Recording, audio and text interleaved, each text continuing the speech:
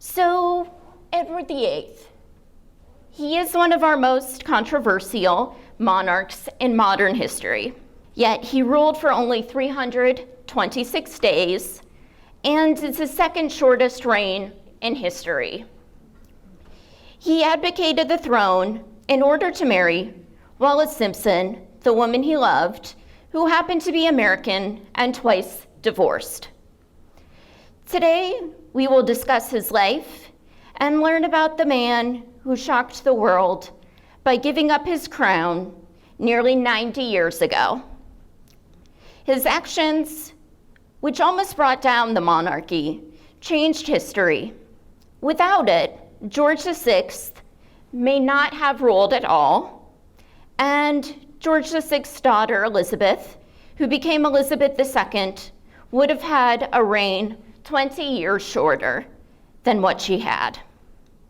Without Edward giving up his birthright, the monarchy might look very different today.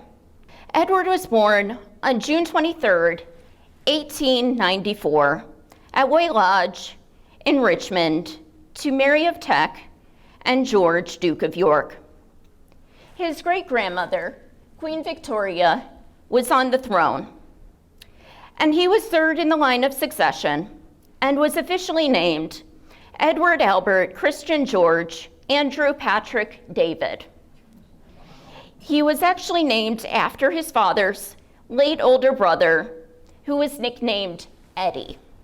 Edward would be known to the family as David, but in order to avoid confusion, we will continue to call him Edward. He was the oldest of six, and he was the closest in age to his brother Bertie and sister Mary. He was originally educated by Eileen Frick. Most of aristocratic children at his age, like himself, were raised by nannies. Unfortunately, one nanny was particularly nasty to him and his brother Bertie. Edward was pinched when his parents came home, and he would cry and be scolded by his parents. His brother Bertie was also being starved by this nanny, which caused health problems that would be lifelong. Years went by before the nanny's mistreatment of the boys was actually noticed, since his parents were so oblivious of the situation. When it was discovered, Lala Bill took over and was a loving and caring nanny for Edward and all his siblings. Edward's parents were George, Duke of York, who became George V, and Mary, Duchess of York, who later became Queen Mary. Edward's father was strict and ran his household and children as if they were in the military. Despite this, at times, George was still affectionate with his children, and Edward's mother, Mary, was very shy and reserved. She was often described as cold, though it may have been from her shyness. She originally was a minor royal, and her mother was a cousin of Queen Victoria's. They were both descended from George III. Mary became an integral part to the royal family after her marriage, and she valued the crown above all else. Their marriage was a happy one, and they had high hopes and expectations for all their children, especially Edward, because he was the heir. Edward left his grandparents, who were originally, when he was born, the Prince and Princess of Wales, and they eventually became King and Queen of England. His grandfather, Edward VII, and Queen Alexandra were very affectionate with their grandchildren. They loved spending time together. Edward was close with his grandfather, mainly because Edward's grandmother, Alexandra, was mostly deaf, a condition she inherited from her father. When his grandfather died, Edward was still a child, but it was a big loss for him and other members of the royal family. Edward had 5 younger siblings: Bertie, Mary, Henry, George, and Johnny, in addition to his brother Bertie, who he primarily grew up with. He was close to Mary and George. Many of his siblings looked up to him and admired him. In Edward's words, George was the most like him in personality and interests, and they were not only brothers, they were very close friends. After Eleanor Frick, Edward and his brothers Bertie and Henry were educated under Henry Hansell. Edward accompanied them with Henry Hansell to many locations and was integral in their early lives. However, it wasn't always the curriculum that was most difficult for Hansell. It was keeping the peace in the classroom between the three brothers. He once stated, "It is extraordinary how the presence of one can act as a sort of red rag to the other." Edward left for the Royal Naval College at Osborne around 12. He no longer had Henry Hansell as tutor, and he didn't enjoy his time at Osborne very much. His fellow students made fun of him and actually poured red ink over his head, which ruined a white shirt. Edward claims in his memoirs, A King's Story, it was particularly annoying because he didn't have many white shirts, and it was very difficult to adjust and adapt to his new school. After 2 years, he continued to the Royal Naval College at Dartmouth. He enjoyed this experience more, and he and his father often wrote to each other about the experience at the Royal Naval College. His father stated that he was very proud of his son's progress after a rough start. Edward then went into the Royal Navy, where he became a midshipman on the Hindustan. In 1910, Edward and his brother Bertie happened to be home from the Royal Naval College. As Bertie looked out the window, he noticed the flag was at half-mast and alerted his brother. The flag being at half-mast meant the current monarch had died. Later, their father called the boys into his study and told them that their grandfather had passed away. They mentioned that they had already seen the flag at half-mast, and their father was upset and put the one at his palace back up immediately because he was the current monarch, he was at residence there, and he was, of course, living. After Edward's grandfather passed, his parents became king and queen. Edward, by default, became Prince of Wales, Duke of Cornwall, and Duke of Rothesay. Edward became Earl of Chester around his 16th birthday, and he played a role at the coronation of his parents by giving homage and being liege man of life and limb to his father. He was invested as Prince of Wales in a ceremony at Caernarfon Castle in 1911. Edward spoke a few words in Welsh, and he was coached in Welsh by David Lloyd George, the current Chancellor of the Exchequer. Edward went off to Oxford University and studied at Magdalen College. He enjoyed the freedom of university life, and he was not really prepared for the life academically. He didn't graduate, although he spent several terms at the university. There, he became involved in the polo club, where he made most of his friends at Oxford. World War I broke out in 1914, and Edward expressed his wishes to participate. Many of his friends were participating over the course of the war, though many of them were tragically killed. Edward had joined the Grenadier Guards, but he was unable to participate on the front lines. This was a devastating blow for him, as he wanted to serve as anyone else could. His brother Bertie was also serving in the war, although his role was limited due to his stomach issues. Edward visited the front lines and had office work with the Grenadier Guards during the war, and his visits to the trenches made him well respected among the common people, and he was awarded the Military Cross in 1916, although he himself felt that he hadn't contributed to the war much at all. It was a regret he would have for the remainder of his life, and many of his friends had died in battle. He underwent his first solo flight in 1918 and earned his pilot license at a later date, and he was the first royal to do so.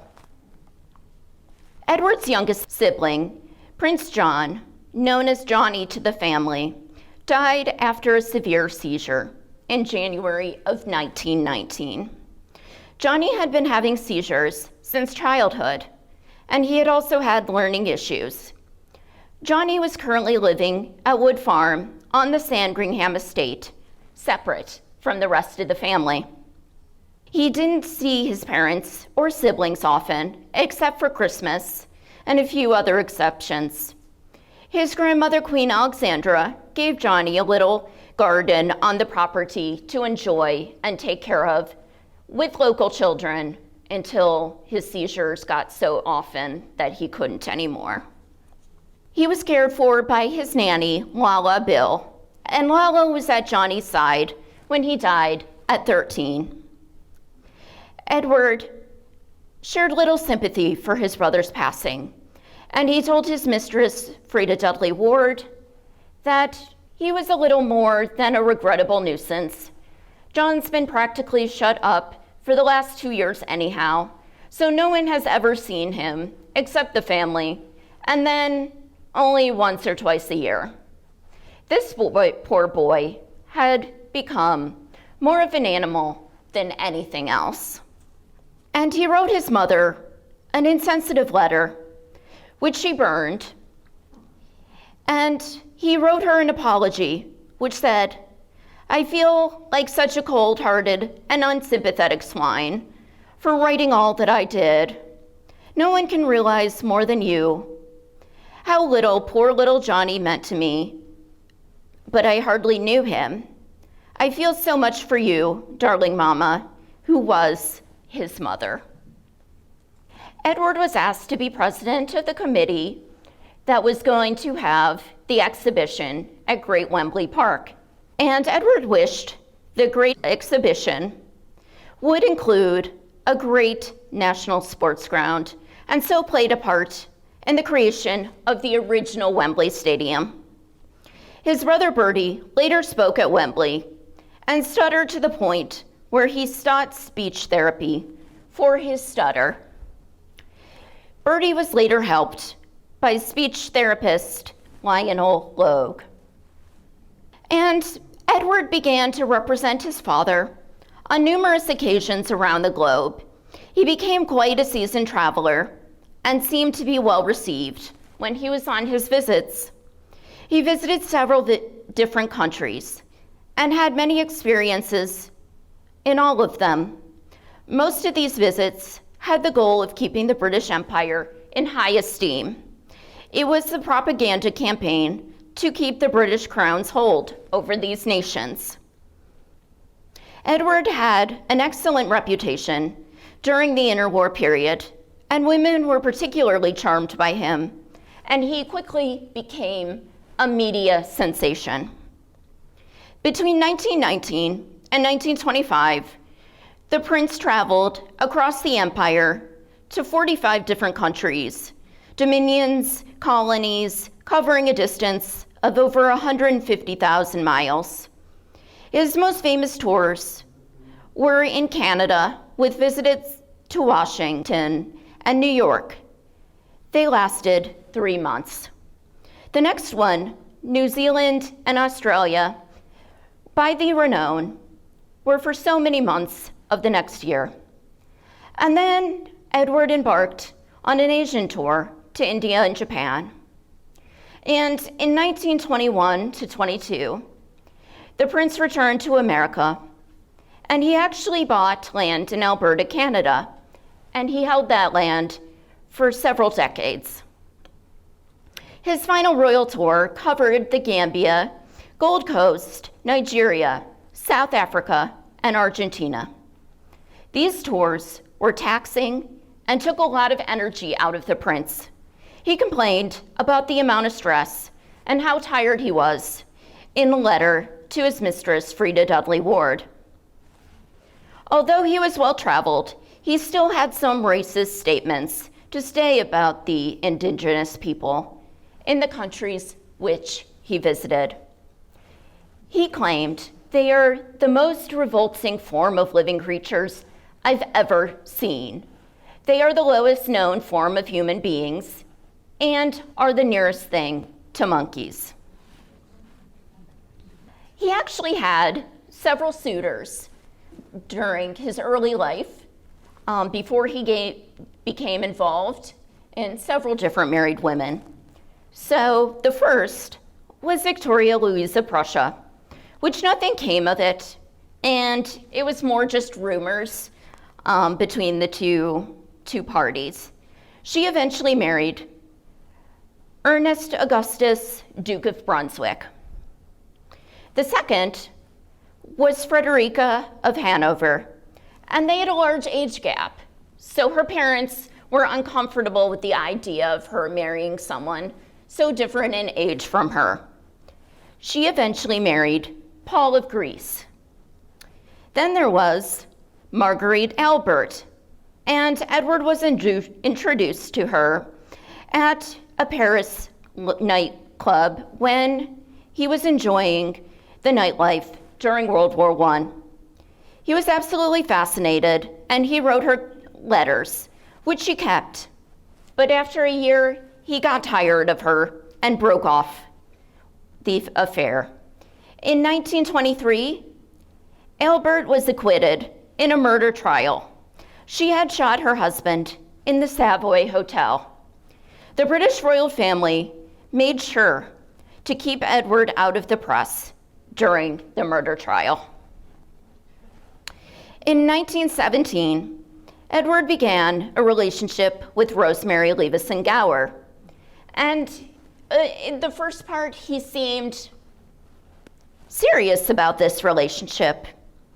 But George V and Queen Mary did not like her maternal aunt and uncle, and Edward ended the relationship. His first mistress, we talked about a little bit, was Frida Dudley Ward, and they started dating in March of 1918 at a party after a Zeppelin raid in Belgravia Square. They got to know each other in the cellar during the raid. And afterward, they resumed the party, and they both danced most of the evening together. He escorted her home in the morning, and she was married with 2 children, but her husband was aware of the affair, and he did nothing about it. So the relationship was discreet, and it was really only known about in high society life. They talked on the phone about every day, and their relationship would last through the 1920s. And she did eventually divorce her husband and remarry, just not to the person she probably expected to.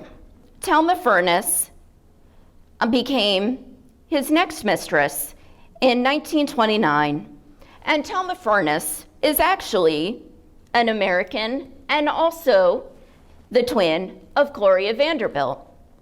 This was the woman who caused Edward to be less interested in Frida Dudley Ward, who was nursing her daughter at the time and also was recovering from an appendectomy. Eventually, she realized that Edward had not called her, and she called the palace, and they decided not to put her through because Edward just wanted to stop taking her calls. Then we knew officially that it was Thelma Furness that supplanted Frida Dudley Ward, but she also introduced Edward to Wallis Warfield Simpson, who would then supplant her as Edward's mistress.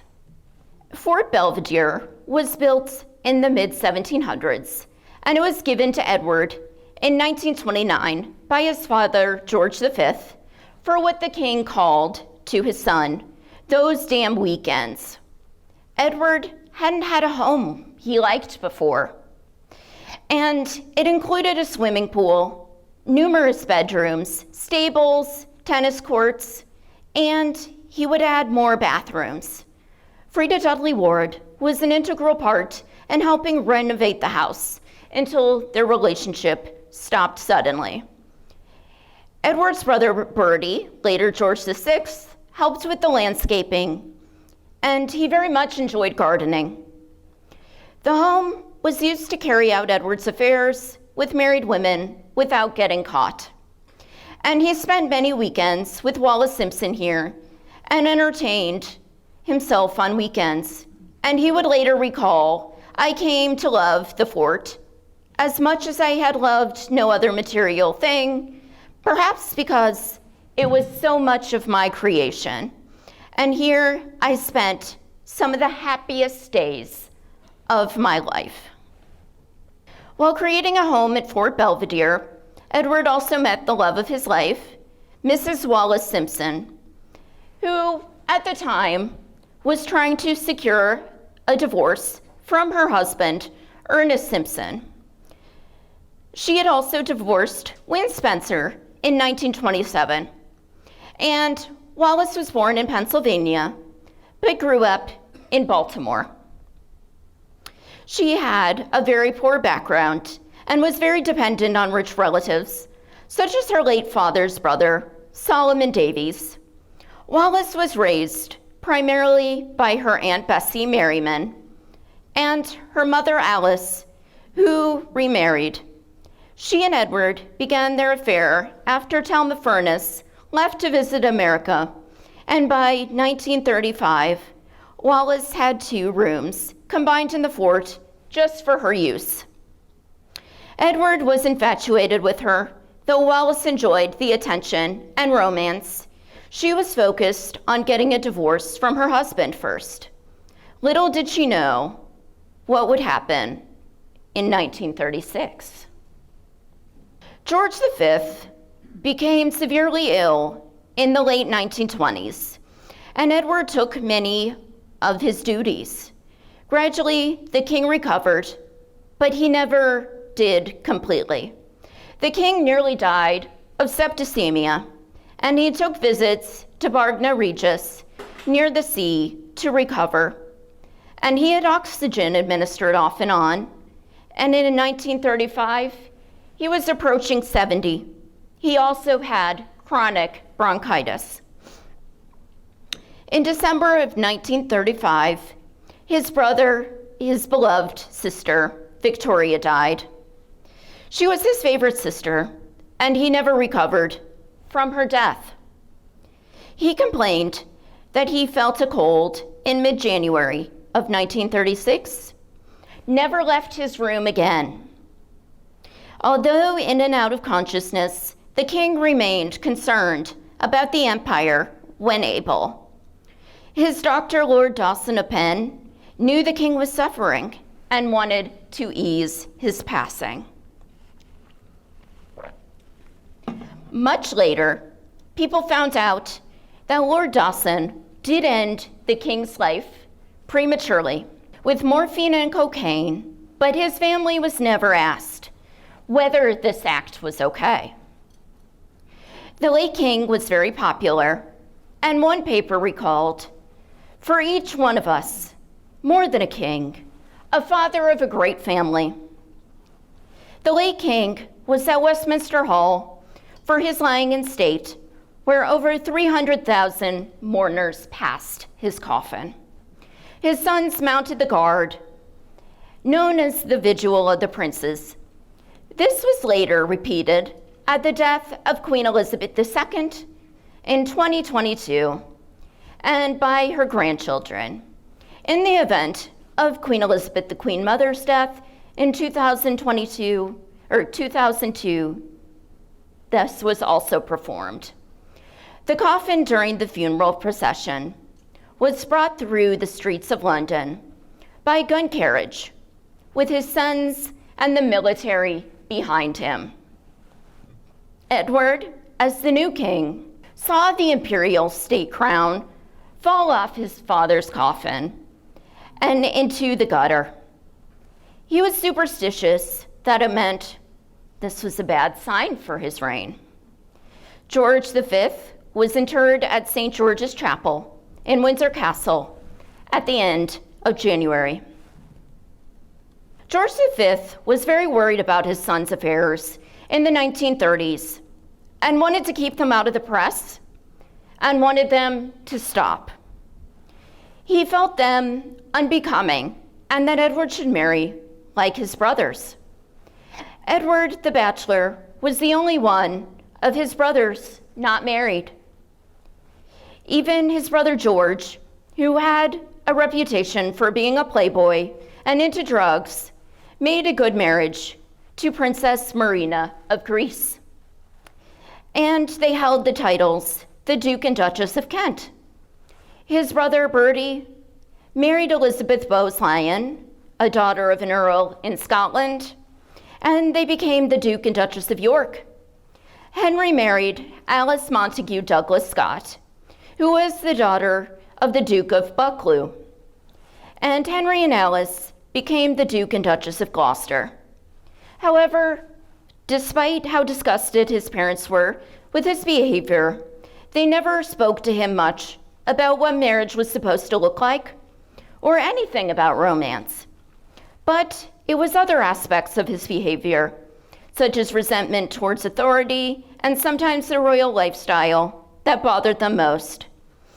He wasn't in a good relationship with his parents when his father died. And his father once told his private secretary, "After I am dead, the boy will ruin himself in 12 months." So Edward officially became king on his father's death, January 20th, 1936. Courtiers reported he seemed panicked and uneasy about this accession. He immediately ordered the clocks, which were set 30 minutes earlier, to be set back to the normal time. This tradition had been instituted by his grandfather, Edward VII, that loved hunting parties so much that he wanted to keep daylight as long as possible for him and his guests. Whether the new king, Edward VIII's panic, was due to grief or not wanting the throne, we do not know. He broke tradition in a couple other ways. By watching his own accession proclamation from his window at St. James's Palace. Wallis was at his side. He also flew his own plane from Sandringham to London to have his accession council. Additionally, he was unwilling to accommodate tradition when he posed to the left for his picture for his coinage. Each monarch poses the opposite way of the one that preceded them. Edward insisted that his left side was better than his right, and he wanted to use that side of his face, even though his father had already done that side. In the 20s and 30s, many miners began to fight for their workers' rights, and they complained about the conditions and how they were underpaid. Edward toured many of these locations during his time as Prince of Wales. His response to pleas of the miners was, "Something must be done." And this was seen as an intent to involve himself in politics, and in addition, he had no plan whatsoever to propose to Parliament. This made Parliament very uneasy and caused a rift between him and the government, which was already unsteady because of its relationship with Mrs. Simpson. They were also sending him paperwork regularly, and he never responded to their requests in a timely manner. And some of the paperwork they received back even had drinking glass rim stains on them. When Mrs. Simpson's divorce was approved, it was announced that it would not be made official until 1937. The Archbishop of Canterbury was dead set against a potential union between Edward and Wallis. The king would behead the Church of England, and marriages to women who had been divorced, in particularly ones with their spouses still alive, was not allowed in their religion. And Archbishop Cosmo Lang's view was that Edward should not marry her and remain king, or marry her and abdicate. He could most definitely not do both. Many members of Parliament and Prime Minister Stanley Baldwin shared the same view as Cosmo Lang.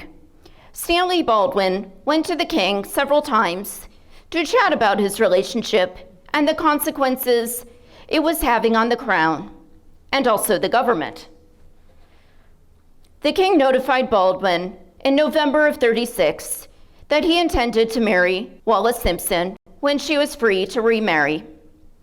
The king believed the government should not involve themselves in the matters of his own private life, but felt this was the only way they could come to an agreement. Their opposing views strained the relationship between Stanley Baldwin and his cabinet, at the time including Neville Chamberlain, and the king. The king felt the government and Church of England were trying to bring an end to his reign.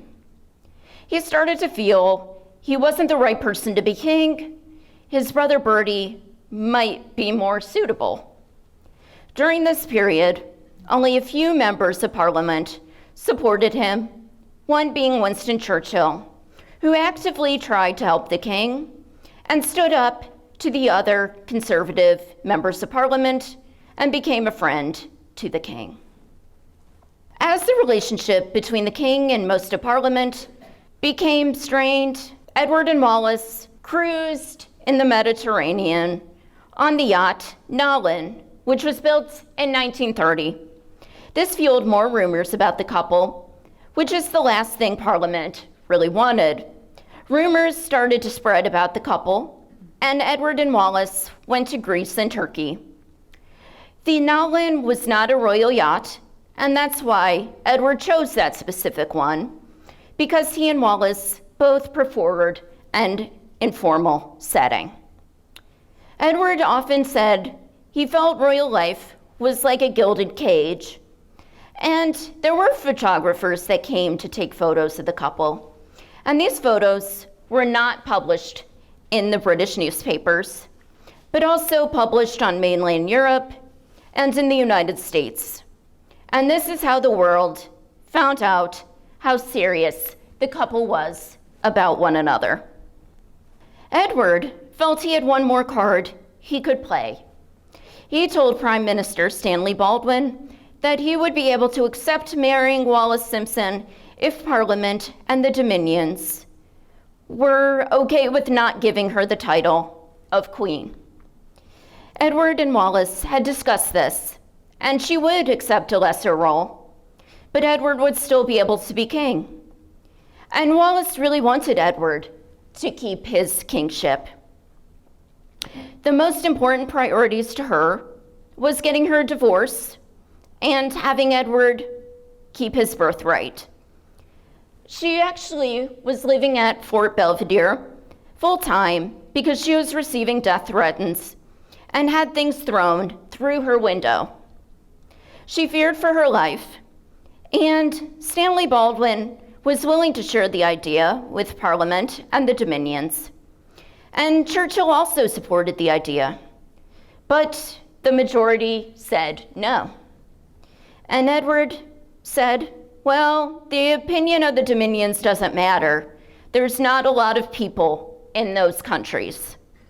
But Edward was back to square one, and Wallis felt she no longer could take her life in Britain.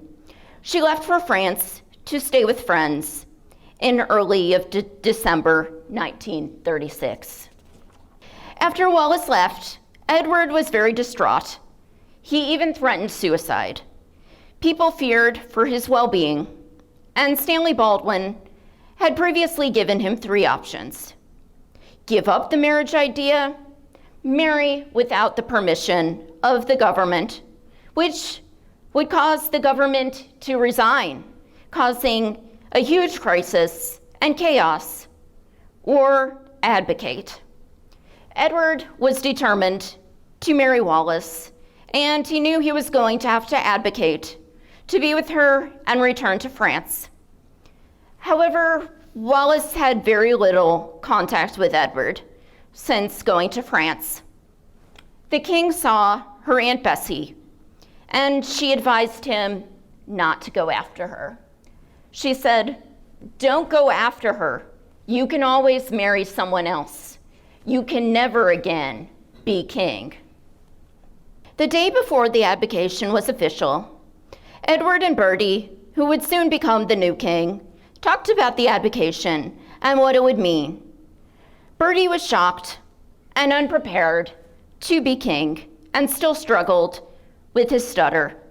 He was not happy about becoming a new monarch and what it would mean for his wife and 2 daughters.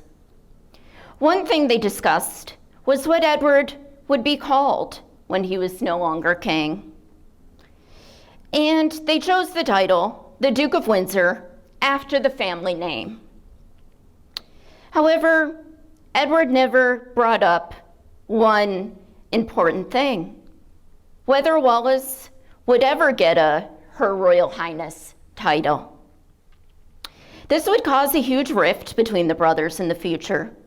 And after the meeting, Bertie went to his mother and, in his words, sobbed like a child.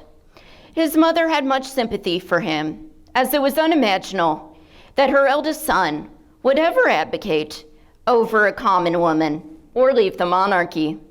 She even asked Edward to think of his brother before renouncing the throne. The document was signed at Fort Belvedere on December 10th, 1936. Edward VIII had been on the throne almost 11 months, and his father's prediction was true. He did not last 12 months.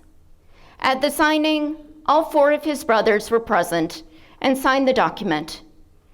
It was a very somber occasion. All his brothers seemed very disappointed in him, and his youngest brother, George, actually cried at the signing. His brothers had looked up to him, and he failed them. As soon as the signing was over, he became the Duke of Windsor, and his brother Bertie became George VI. He chose the name in honor of his late father, George V, who was widely supported, and a symbol of strength and stability for the United Kingdom. And the abdication document said that he renounced the throne for myself and for my descendants, and my desire that effect given to the instrument of this abdication immediately. So, even if he had children, they could not actually go and be claimants for the throne. The following day, Edward announced his reasons for abdicating on BBC Radio. And he had talked to Parliament about speaking to the people on why he renounced the throne. He knew he had been popular, and he wanted to give an explanation. Initially, Parliament was very against the idea, but he was no longer king, so he was able to give his own speech. And he stated that he could not reign without the woman he loved, but he had the determination to renounce the throne for myself and for my descendants, and my desire that effect should be given to this instrument of abdication immediately. After his abdication, Edward immediately left for France to be reunited with Wallis. This marked the Duke's new chapter on his own without royal life, and he did receive the letters patent in 1937 to be called His Royal Highness, which not everybody agreed with. They felt he had lost all royal rank by abdicating.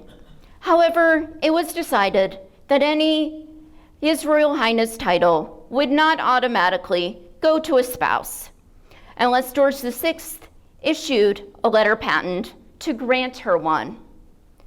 And this would cause tension between George and Edward for the rest of the new king's life, and he never did the letters patent. On June 3rd, 1937, the couple was married at Chateau de Conde. Reverend Robert Anderson Jardine, a victor from Darlington, had offered to perform the wedding ceremony. The Church of England refused, and the Duke accepted. None of the king's family was there. Edward had wanted his two youngest brothers and Louis Mountbatten, but they did not attend. The day was particularly angry to Queen Mary because it was the date of her husband's birthday. The press wasn't allowed to photograph the event, but many journalists were present and documented the wedding in great detail. The bride wore pale pink, fitted dress for the occasion, and Time magazine reported the Duke of Windsor was hollow-eyed as Wallis walked down the aisle. She wore a halo-shaped hat and a tremendous diamond and sapphire brooch. When he put the ring on his finger, that of Welsh mined gold that had become the tradition in the British royal family, his hands trembled so much it was noticeable even to the furthest watchers. The couple followed the nuptials with champagne, toasts, and celebrations. After the wedding, George VI never gave Wallis the title, which Edward angrily phoned about regularly. And he was also angry about financial issues. Because Edward wasn't included in the government civil list, his brother had to pay him directly. And George paid for his allowances, what he accumulated as Duchy and Prince of Wales, and for Sandringham and Balmoral. And Edward actually lied about the amount of money he had, so he would get more from the crown. Edward was not allowed to go back to England unless he was formally invited, and that made him furious. In October of 1937, the Duke and Duchess of Windsor visited Nazi Germany, and the couple met Adolf Hitler at his home. Edward and Wallis gave Nazi salutes while there. The trip received widespread media coverage, especially in Germany. And they were treated as they were royal, which pleased the Duke, so anxious to carve out a new role for himself. Edward also met with Goering and Goebbels during the visit. Edward enjoyed the company of the Germans, and this would not be his last connection with the Nazis he would have. The royal family was shocked by the visit. Queen Mary was particularly angry because she had just gotten another letter from Edward asking him to meet with her and his wife. She wrote back, "I do not think you have realized the shock which the attitude you took up caused your family and the whole nation. It seemed inconceivable to those who had much greater sacrifices during the war that you, as their king, refused a lesser sacrifice. My feelings for you as your mother remain the same and are being parted, and the cause of it grieve me beyond words. After all my life, I have put my country before everything else, and I cannot change now." Edward visited the battlefields of Verdun from the First World War in May of '39. At the visit, he was asked by NBC to give a broadcast, which would be his first since the abdication. He used the broadcast as an opportunity to appeal for peace. He stated there is no land whose people wanted war, and he hoped there would never be a war after World War I.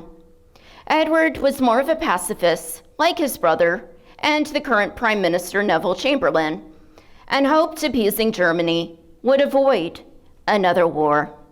The broadcast was released on radio in the United States. BBC would not air it in Britain, but it was released in full in the newspapers.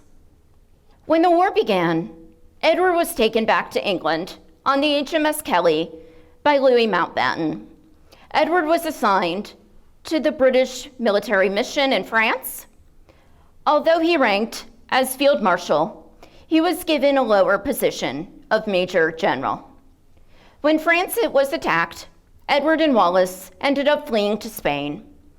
Although Spain was neutral, they were run by dictator Francisco Franco, who quietly supported the Nazis. After Spain, they went to Portugal and stayed with Franco Espirito Santo, who actually had contacts in both Germany and the UK. Walter Schellenberg wanted to kidnap the Duke and take him back to Spain. The Duke's contacts and circle of companions became concerning to Winston Churchill and George VI because of their pro-Nazi leanings. They worried that the Duke was untrustworthy and they could harm the cause for Britain. Others, including Lord Caledote, was also concerned about Edward becoming the center of intrigue. Soon after, Churchill insisted he come back to Britain. Edward felt the Prime Minister no longer shared the same sentiments about their friendship now that he was friends with the Duke's brother, but the two would resume their friendship after the war. The Duke was appointed to the Governor General of the Bahamas in July of 1940. They traveled on the steamship Excalibur, who made a special trip to drop them off in Bermuda, as they usually docked in New York City. The ship, Lady Summers, took them to Nassau. Edward was insulted that he was given such a lowly position and resented his time in the Bahamas, which he called a third-class colony. And while he was there, he and Wallis lived at Sager's house by Cable Beach, while the government house went under renovations. Wallis called it a shack by the sea. Edward thought of the Bahamian people as more than half Negro, and due to the peculiar mentality of this race, they seem unable to rise to prominence without losing their equilibrium. And men of Central Europe Jewish descent who had secured jobs as a pretext for obtaining a deferment of the draft. The Duke's favorite brother, George, Duke of Kent, was killed in 1942. This was around the time he met President Roosevelt in Palm Beach. Because of the rumors that surrounded Edward's views on Hitler, Roosevelt ordered surveillance for the meeting. On July 8, 1943, Henry Oakes, a billionaire landowner in the Bahamas, was found dead, and he grew up in Maine, and when he became rich and a gangster, moved to the Bahamas. His death was anything but ordinary, and he was bludgeoned to death. There was blood spattered all over the place, and it seemed like the room had been set on fire. The Duke of Windsor decided to get into the mess. He called the police and notified them of the scene, but he botched a lot of big details. He told them the death was a suicide. Did he have something to hide? And the scene had been cleaned before the police had gotten there. It became an unsolved murder, and the case became very damaging to Edward's reputation. At the end of the war, the royal family worked hard to get letters from Edward and Hitler out of sight. The royal librarian, Owen Morshead, retrieved letters and also got papers relating to Queen Victoria's oldest daughter, Victoria, and her family. They found some valuable information and jewels in the archive, that had been stolen. The papers they rescued were given to the royal archives. However, more documents were found during the Korean War and were shown publicly. Some of the views Edward held that are now shared are: the Führer struck me as somewhat ridiculous figure with his theatrical posturings and his bombastic pretensions, and that Anthony Eden precipitated the war through his treatment of Mussolini, and he did help bring on the war, and of course Roosevelt and the Jews.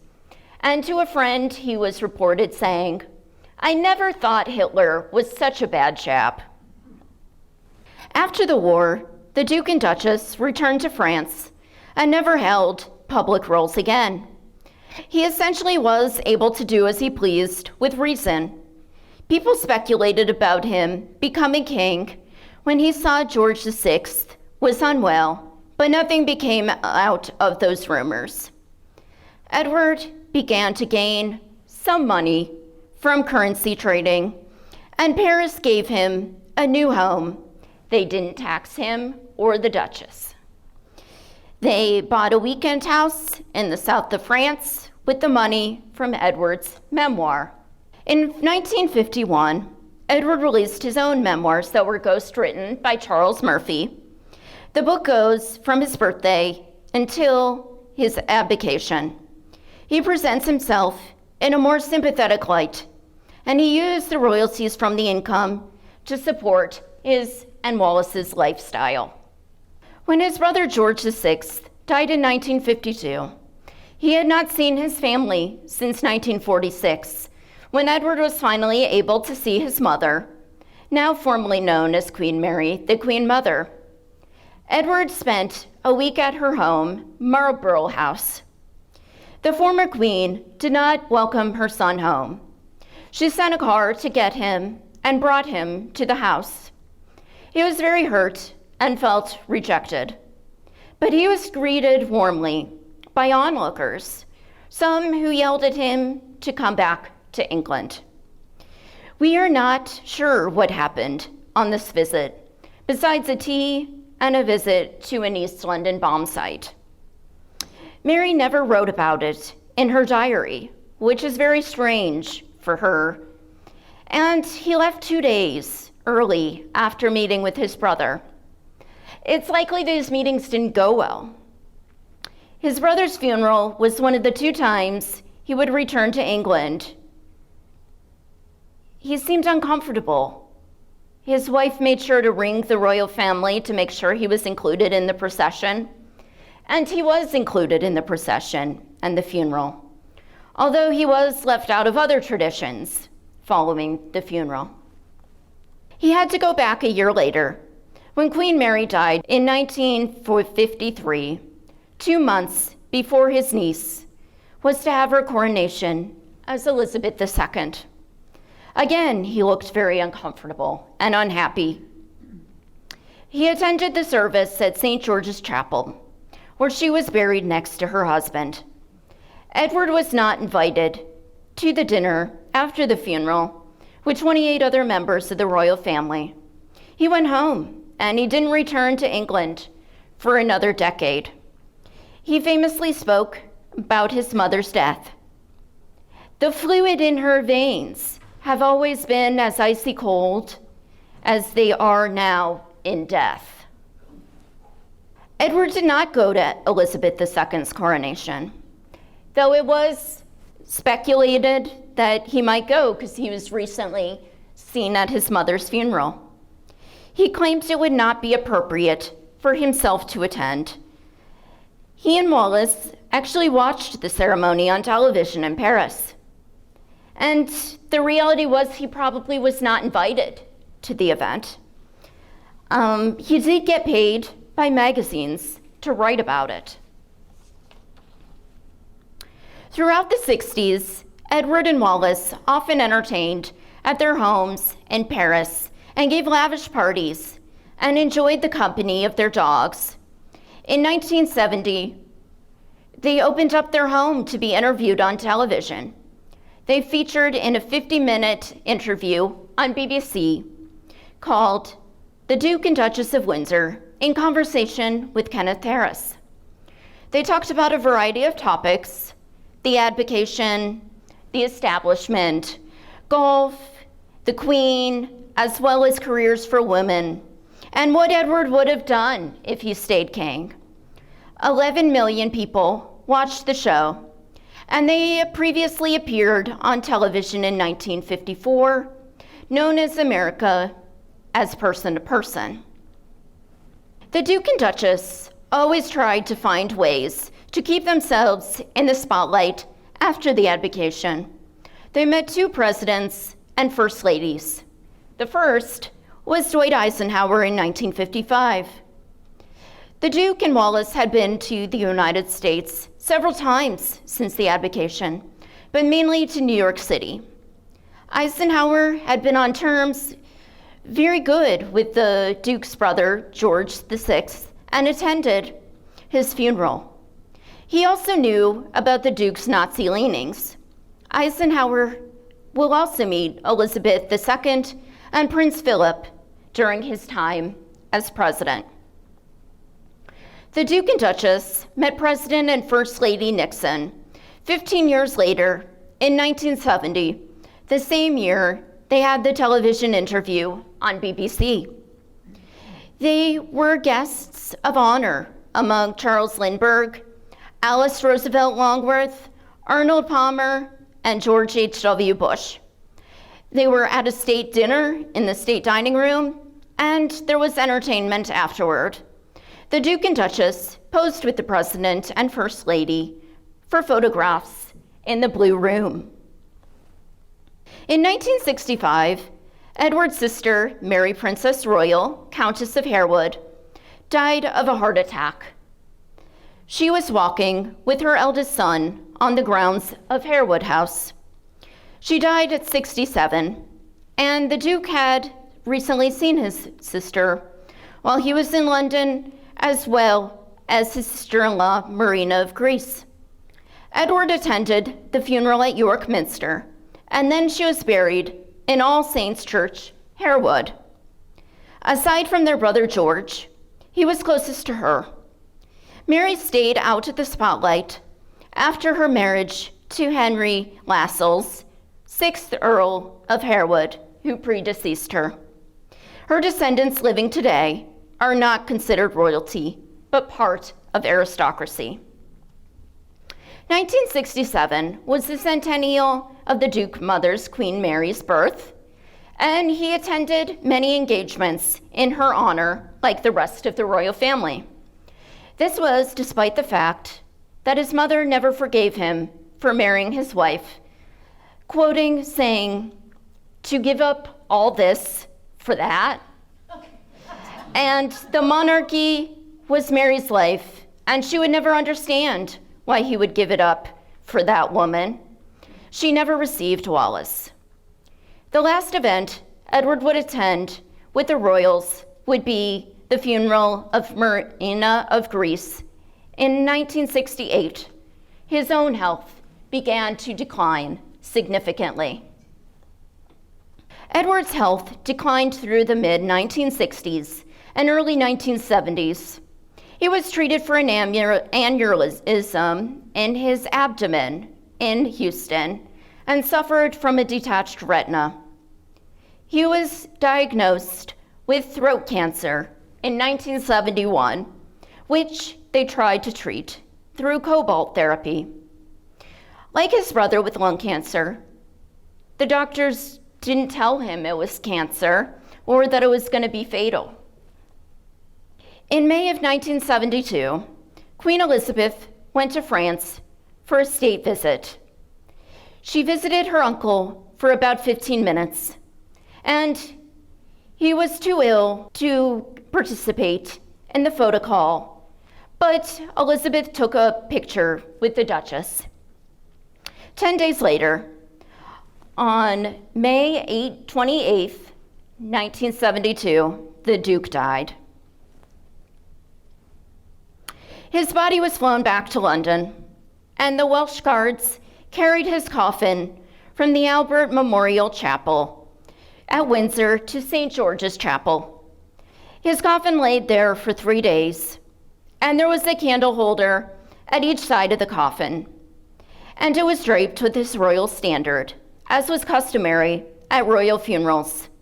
The Duchess laid white Easter lilies, formed in the shape of a cross, by the coffin. Wallis stayed at Buckingham Palace during her time in London. She seemed quite confused and nervous. In particular, she had anxiety about meeting Queen Elizabeth, the Queen Mother, who never forgave Wallis for marrying Edward and causing the abdication, and thus her husband George VI early death. They only met once while Wallis was in London at the funeral, and mourners stretched down the length of Castle Hill. Thousands of mourners came out to pay respects for the former king. There was a 30-minute funeral that started around 11 a.m., and it was conducted by the Dean of Windsor. They sang, "Lead us, Heavenly Father, lead us," and recited Edward's titles as monarch. Wallis sat with Queen Elizabeth II and Prince Philip.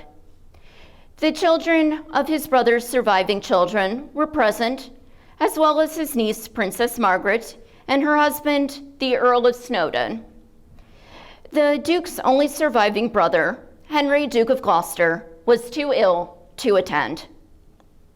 Edward was buried in the royal burial ground at Frogmore at his request. Only 14 people saw the burial. Among them were the Queen, Prince Philip, and Prince Charles. Wallis left for Paris immediately after the burial, and the Duke's funeral was broadcast on BBC Radio and filmed by television crews, but it was not released on TV. Wallis died about 15 years later, on April 24th, 1986. She was bedridden and stopped speaking. Her official cause of death was pneumonia. She had become a recluse and had to give up her pug dogs because their barking began to disturb her in her old age. The funeral was at St. George's Chapel in Windsor. It was attended by Queen Elizabeth, Prince Philip, Alice, the Duchess of Gloucester, Prince Charles, and Princess Diana, who reported the Queen cried at the funeral. Wallis was buried at Frogmore next to her husband. It's important to notice the simplicity on her tombstone compared to her husband's. Wallis's collections became part of the French state, as opposed to the crown, and the money went to medical research. So even today, the Duke and Duchess of Windsor are popular figures to study. The fact that Edward left his post as king over his love for Wallis fascinates many. But his links to the Nazis also attract interest and sometimes disdain for his character as well. The two of them nearly brought down the monarchy, but it survives today because the rest of the royal family's determination to keep the traditions and duty going. In the end, the same family sits on the throne 90 years around the abdication occurred shows that how strong the monarchy still is even today.